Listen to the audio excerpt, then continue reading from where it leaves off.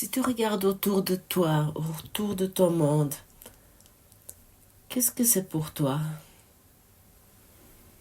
Lorsque tu regardes dans ton appartement, sur ton lieu de travail, dans ta famille, tes amis,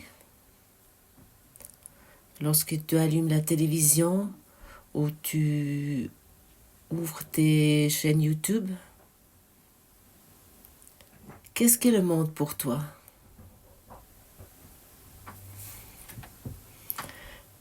Finalement, c'est un algorithme. Finalement, c'est un algorithme d'esprit qui se démontre. Et quoi sert cet algorithme? À quoi sert le monde que tu vois?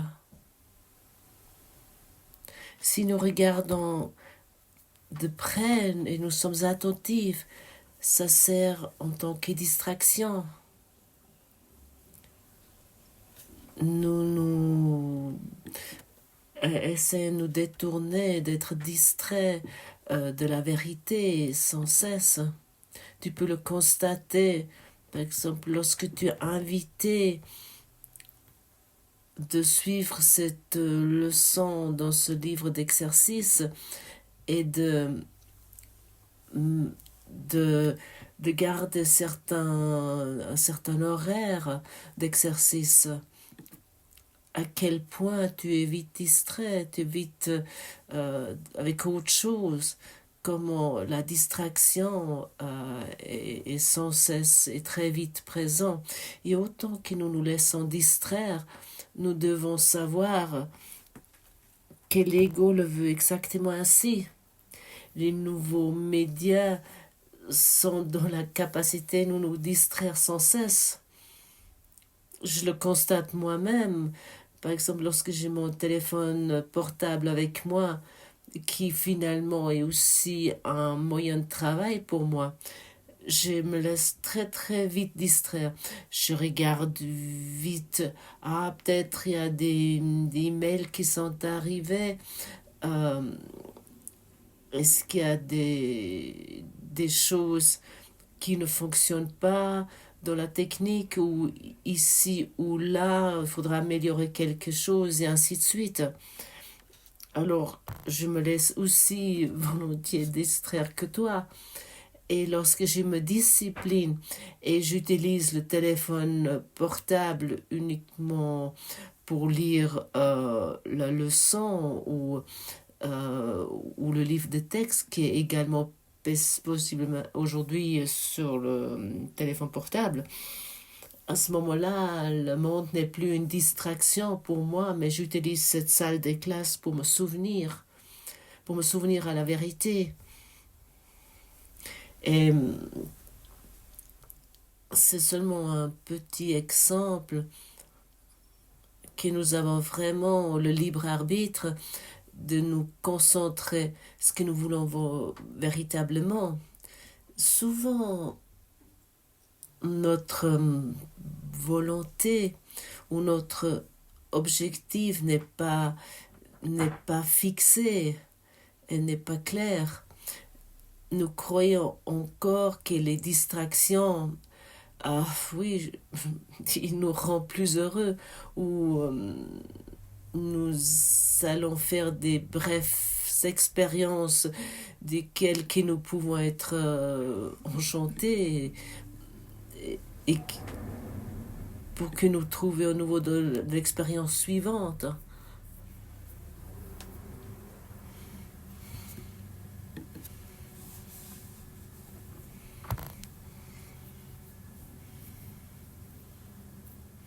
Et ça nécessite vraiment la discipline pour suivre ce cours, pour faire ce cours. Et plus que nous sommes disciplinés, plus que le chemin est court vers notre éveil.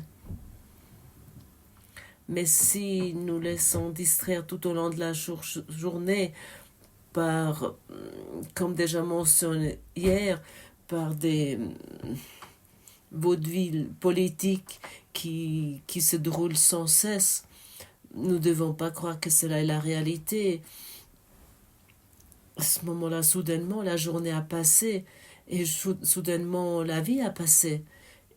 Et en fait, nous avons voulu étudier le secours. oh, il y avait quelque chose. Ça va beaucoup plus vite que nous croyons, ça va beaucoup plus vite que nous pensons et nous arrivons au point où nous devons constater que ce corps n'a plus assez de force ou assez d'énergie pour continuer à exister. Et ça, c'est OK. Et la question est ensuite, lorsque nous arrivons à ce point, est-ce que nous regardons ça avec regret, avec tristesse, avec des souvenirs de passé, avec des douleurs, avec des inquiétudes, ou si nous expérimentons cela totalement libre, parce que nous avons ouvert l'esprit pour la vérité. Et comment pouvons-nous expérimenter la vérité? Seulement avec le pardon. Le pardon est notre fonction en tant que la lumière du monde. Et nous sommes à la leçon 62 où cela est formulé. Et si nous remplissons pas cette fonction qui est la tienne comme la mienne, à ce moment-là, il va arriver un moment donné que nous allons abandonner ce corps et nous allons l'expérimenter avec à ce moment-là avec tristesse ou souffrance ou douleur. Mais ça n'est pas nécessaire. Nous avons d'autres possibilités. Il y a une autre possibilité d'être dans ce monde. Avec l'attitude de pardon, avec une vision de pardon, en se tournant vers notre vérité. Jésus nous invite que nous nous tournons dans chaque situation vers lui, mais vraiment sans exception, peu importe si tu es à un rendez-vous avec un ami pour boire un café ou si tu es dans le métro ou tu te promènes dans la forêt.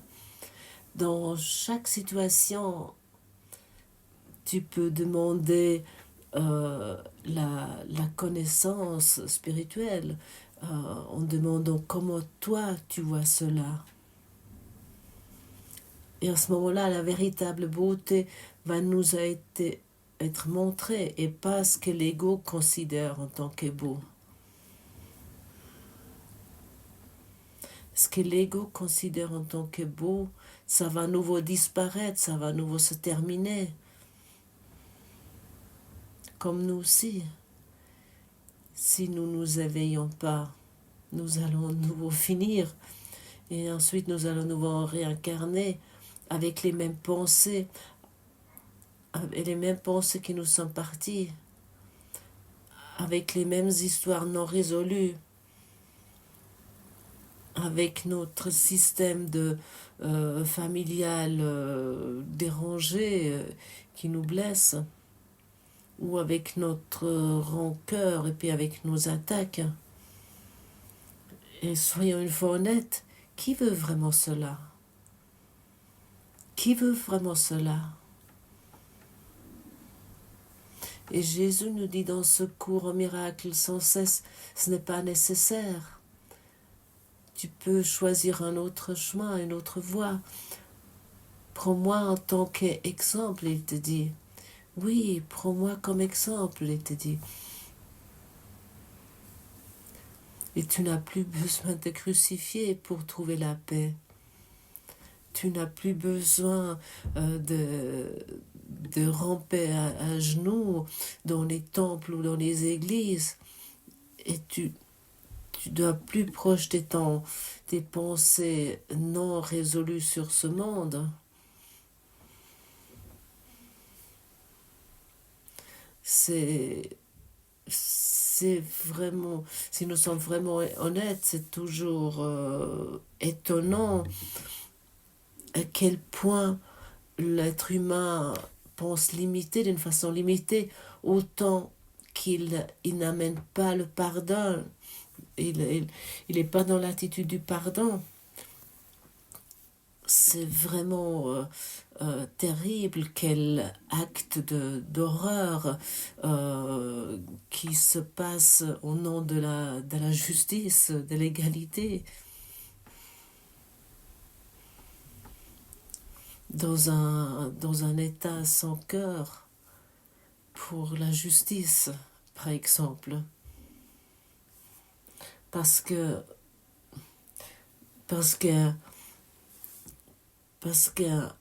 un comédien de vaudeville a formulé quelque chose, il y a des actes d'horreur qui vont être faits.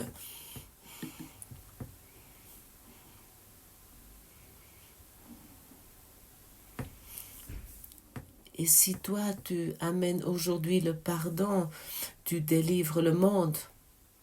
Oui, tu as vraiment la possibilité de terminer tout cela. Et plus que nous sommes concernant cela, plus vite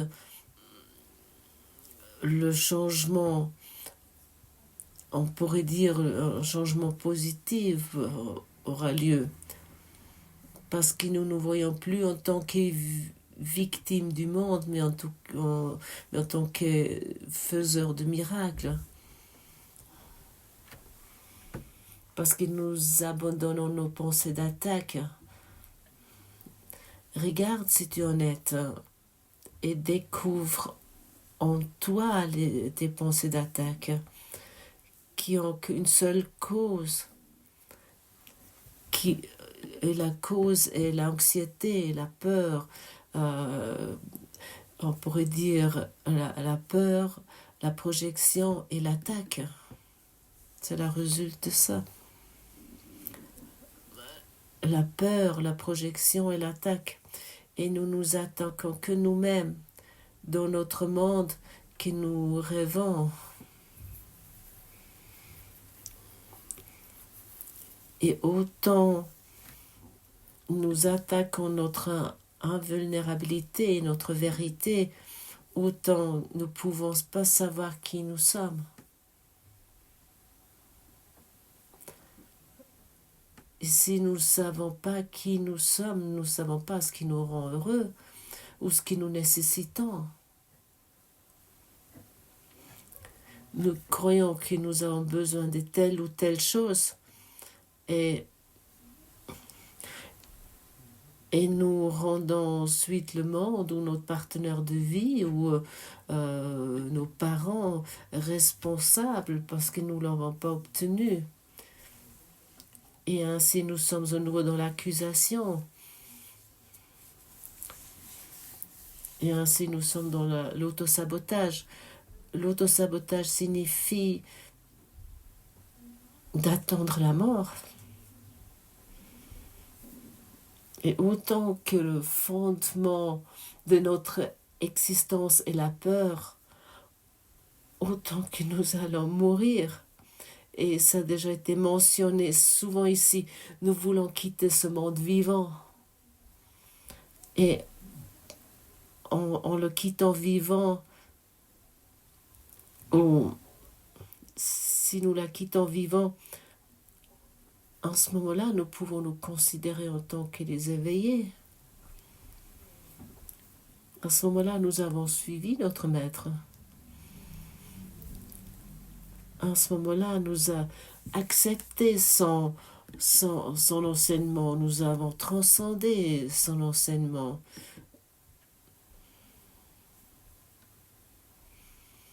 Et ça, c'est notre objectif.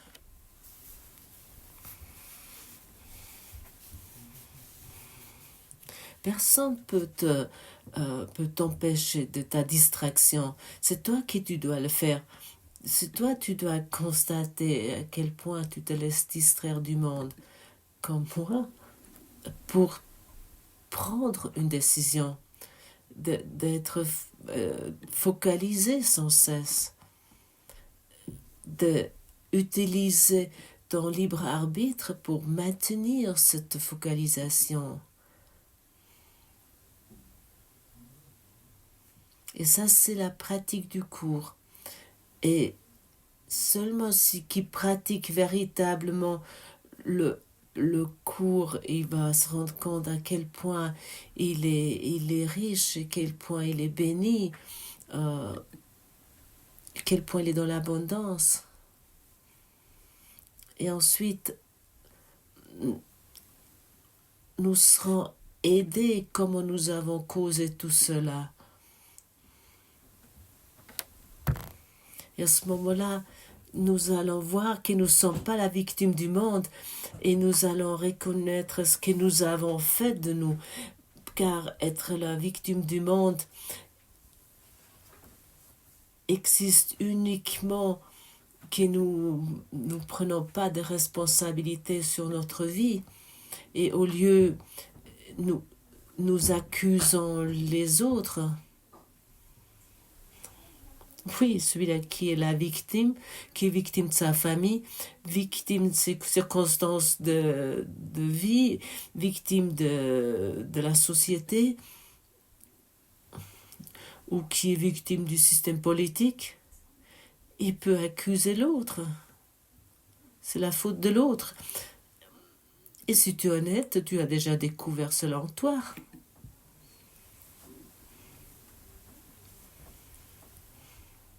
Et selon le programme égotique, nous n'avons pas besoin de prendre la responsabilité sur tout cela. Ça se passe dans les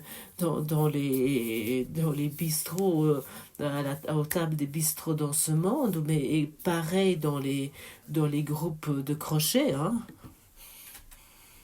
ou peu importe, où les gens se rassemblent pour gueuler contre la politique et contre tout. Ils n'ont pas besoin de prendre la responsabilité pour leur état d'esprit. Et ensuite nous disons encore au monde, ah oui, je n'ai pas demandé d'être né. Je ne peux pour rien. Oui, tu as demandé d'être né pour délivrer tes pensées, tes projections non résolues, pour guérir tes blessures non guéries, pour les pardonner, pour pardonner tout cela. Et la vérité est que nous avons demandé tout ce qui arrive, tout ce qui se passe. Et tu n'es pas vulnérable, tu n'es pas une pauvre victime, tu as tout demandé pour que cela se délivre dans ton esprit. Tu choisis les sentiments que tu as et tu choisis les situations dans lesquelles tu te trouves. Et hier, j'ai discuté sur ce thème avec Silke. Et en fait, c'est ainsi que je lui ai mis entre ses mains un scénario, un script non visible qu'elle lit et qu'elle m'adresse exactement les mots qui sont dans ce scénario, dans ce script qui moi je lui ai donné, qui sont écrits là-dedans. Et c'est ça qui est écrit dans mon scénario. Et bien sûr, à l'inverse également. Et maintenant, il s'agit bien sûr comment nous réagissons sur notre scénario, sur notre script. Est-ce que nous voulons continuer de réagir dans l'attaque ou est-ce que nous voulons pardonner? Et c'est cela la clé. Et si je ne fais pas attention, ça m'arrive ça m'arrive régulièrement que je réagis sans pardonner. Je ne suis pas dans le pardon. Mais par contre, je suis dans mes pensées d'attaque non résolues. Vérifie cela pour toi. Il y a encore une autre question. Est-ce que tu aimerais continuer à suivre le scénario de l'ego et ainsi te sentir vulnérable? Nous devons reconnaître que nous nous sommes trompés. Et à ce moment-là, tous les effets de nos erreurs vont disparaître.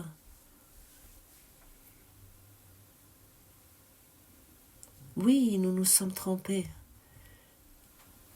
Et toutes les erreurs, toutes les fautes vont disparaître. Ou, je crois que j'ai encore et toujours raison avec mes histoires. Et notre but ici est d'expérimenter où est notre véritable bonheur. Et dans la leçon d'aujourd'hui, nous apprenons que notre véritable bonheur se trouve dans notre esprit, dans un esprit qui a décidé d'être pardonné. Et c'est là est trouvé le bonheur. Et c'est cela qui fait sens dans notre vie. Toute autre chose ne donne aucun sens. Parce que nous ne savons pas ce que nous faisons. Autant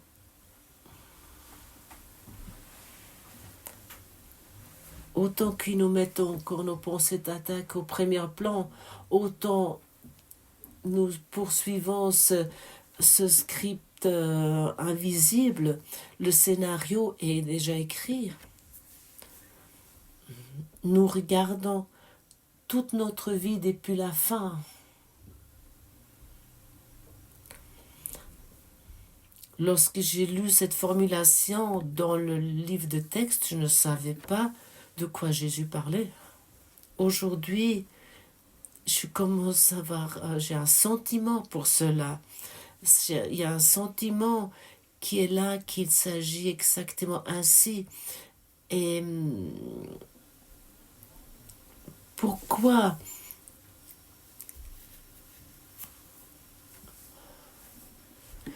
je devrais encore réagir avec rancœur et puis avec colère sur un film que je regarde depuis la fin, qui a déjà tourné, qui est déjà terminé?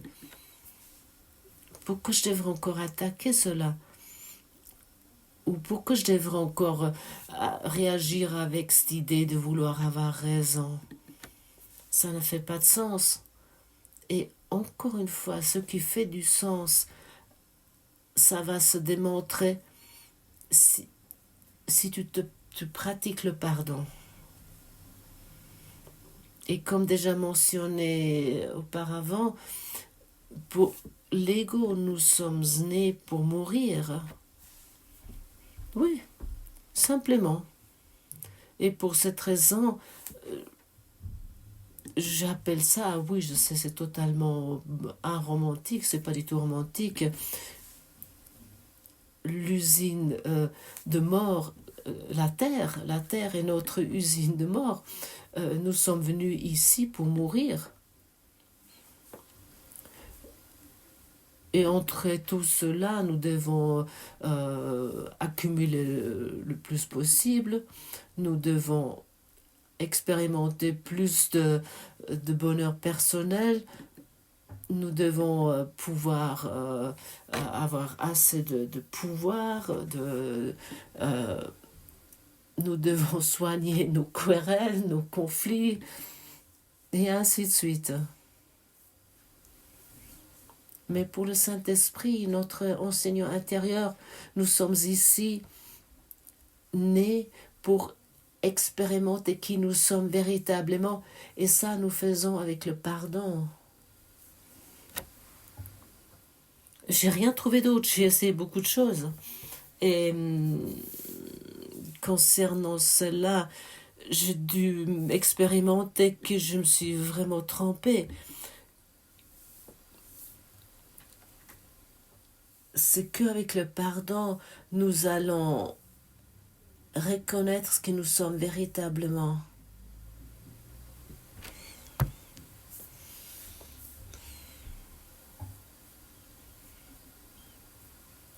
de prendre une attitude de pardon. Est-ce que cela fait aussi du sens pour toi?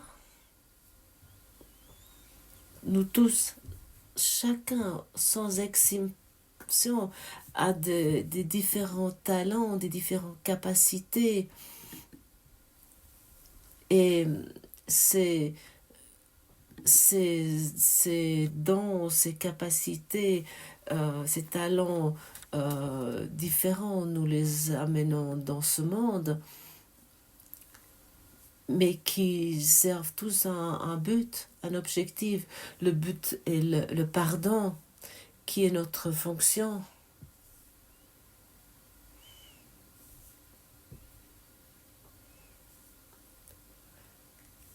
Qu'est-ce qu'est le pardon? Et maintenant nous arrivons à la clé. Ça ne s'est jamais passé. Il y a toujours des personnes qui me demandent comment je sais que j'ai pardonné. Lorsque tu es dans ce sentiment absolu, dans cette reconnaissance et dans cette certitude intérieure, ça ne s'est jamais passé. Et pour l'ego, tout s'est passé. Tout ce qui s'est passé dans ton enfance, ce qu'ils m'ont infligé et ainsi de suite, pour te sentir en tant que victime. Et celui-là qui pratique le pardon, il arrive vraiment à cette connaissance, ça devient une évidence, ça ne s'est jamais passé. Bien sûr, je peux me rappeler à mon enfance, où j'étais très souvent très désespérée, et souvent je ne savais pas ce que j'aurais dû faire là. Je peux me souvenir à mon adolescence,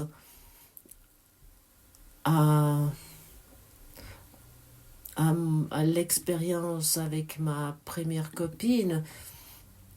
Je peux me souvenir à des blessures et à des douleurs. Mais il n'y a plus de douleur, il n'y a plus de souffrance, il n'y a plus d'émotion. Ça ne s'est jamais passé. Et c'est cette certitude qui est présente maintenant. Et tu vas trouver cela avec la pratique du pardon. Ça, tu ne peux pas te le raconter, tu peux pas te dire « Oh oui, ça ne s'est jamais passé. » Ah oui, exactement. Et le monde est déjà pardonné.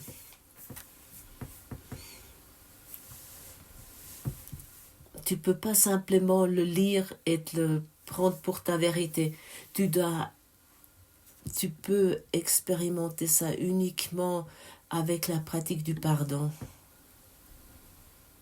Et ici, nous le lisons.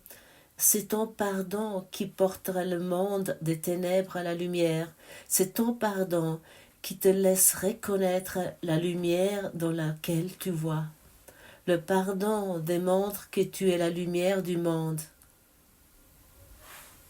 C'est par ton pardon que la vérité à ton sujet te revient en mémoire.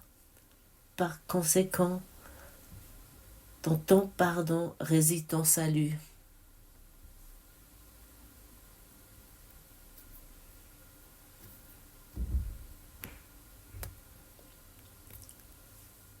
Les illusions sur toi-même et sur le monde ne font qu'un.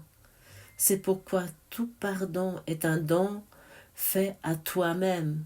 Ton but est de découvrir qui tu es, ayant nié ton identité en attaquant la création et son créateur. Maintenant tu apprends comment tu te souviens de la vérité, car cette attaque doit être remplacée par le pardon afin que les pensées de vie puissent remplacer les pensées de mort. Et maintenant nous commençons à vivre et nous n'attaquons plus parce que l'attaque, c'est la faiblesse. Et maintenant, nous commençons à comprendre, à saisir que rien dans ce monde peut nous blesser. Et maintenant, nous commençons à nous souvenir à notre véritable identité et nous commençons à comprendre que nous avons des ailes comme un oiseau et que nous pouvons voler d'une branche à l'autre et nous allons jamais chuter, jamais nous écraser. Même si une branche en dessous de nous casse, nous nous fions toujours à notre véritable identité, à notre véritable force, notre véritable pouvoir qui nous maintient, c'est cela qui nous maintient en vie. Et nous sommes totalement libres dans notre vol. Nous sommes totalement libres dans notre existence. Et nous ne sommes pas obligés de souffrir, nous ne sommes pas obligés de vivre dans la pauvreté, nous ne sommes pas obligés de... Nous ne sommes pas obligés d'être dans la... de survivre dans l'attaque et la rancœur.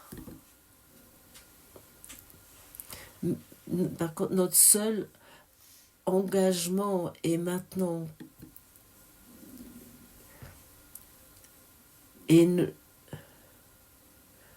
le seul engagement est notre pardon, c'est-à-dire que notre éveil. Ça, c'est notre seule occupation. Chaque fois que nous pardonnons, nous sommes dans l'amour. Et chaque fois que nous sommes dans l'amour, nous sommes dans le bonheur. Et nous voyons le monde totalement autrement. Nous regardons dans les yeux des personnes et nous voyons la paix. Même si il semble avoir en face la rancœur ou l'attaque. Et nous répondons avec amour. Parce que tout est un appel à l'amour. Et ainsi nous bénissons le monde. Parce que ça, c'est notre véritable fonction.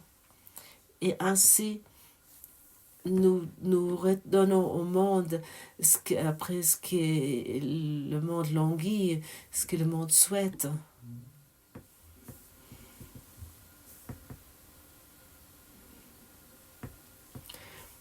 Le monde souhaite l'amour comme toi aussi. Et désire que cela.